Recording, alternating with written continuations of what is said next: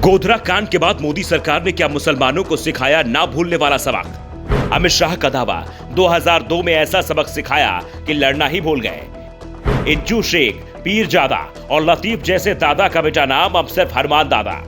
2002 में गोधरा में साबरमती एक्सप्रेस बनाई गई थी निशाना, कार सेवकों की गई थी जान।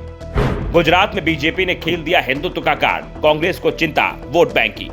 गुजरात में इस बार खामोशी से प्रचार चल रहा है। चुनाव प्रचार में आक्रामक रहने वाली कांग्रेस ने इस बार अपनी रणनीति बदली है। राहुल गांधी प्रचार से लगभग दूरी ही बनाए हुए हैं। सिर्फ 2 रैलियां उन्होंने गुजरात में की हैं और इन रैलियों में भी प्रधानमंत्री नरेंद्र मोदी की नीतियों पर सवाल उठाए हैं, उन नीतियों पर जिनसे लोग परेशान हैं। कांग्रेस ने अपने फायर ब्रांड नेताओं को चुनाव प्रचार से दूर रखा है। कोशिश ये है कि बीजेपी को धार्मिक ध्रुवीकरण कराने में सफलता ना मिले। चुनाव विधानसभा का है, पीएम मोदी के नाम पर जनता वोटिंग ना करे और अभी तक कांग्रेस इस कोशिश में सफल भी दिख रही थी।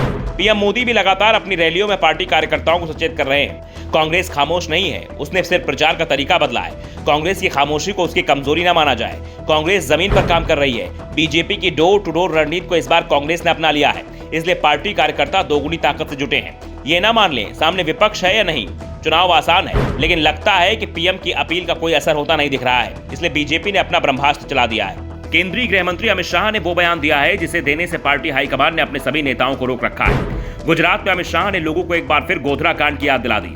साथ ही ये भी बता दिया कि गोधरा से पहले हालात क्या थे।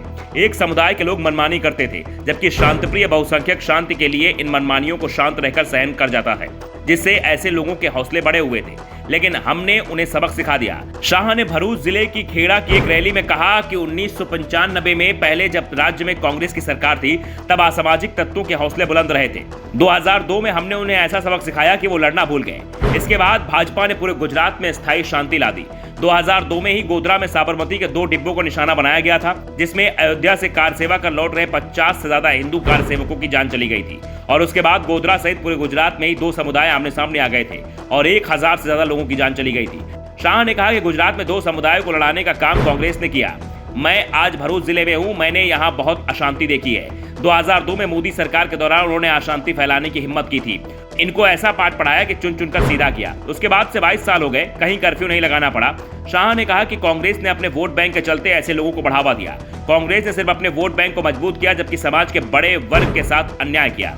गुजरात में जब कांग्रेस का शासन था तो यहाँ इज्जू शेख, पीरजादा और लतीफ जैसे दादा हुआ करते थे, लेकिन आज गुजरात के गांवों में अगर कोई एक दादा है तो वो है हनुमान दादा, बाकी कोई नहीं। शाह ने कांग्रेस पर निशाना साधते हुए कहा कि कांग्रेस अपने वोट बैंक की वजह से कश्मीर से अनुच्छेद 370 को निरस्त करने के खिलाफ थी, लेकिन पीएम मोदी ने वोट बैंक के लिए नहीं बल्कि देश की भलाई के लिए 370 अनुच्छेद को निरस्त किया।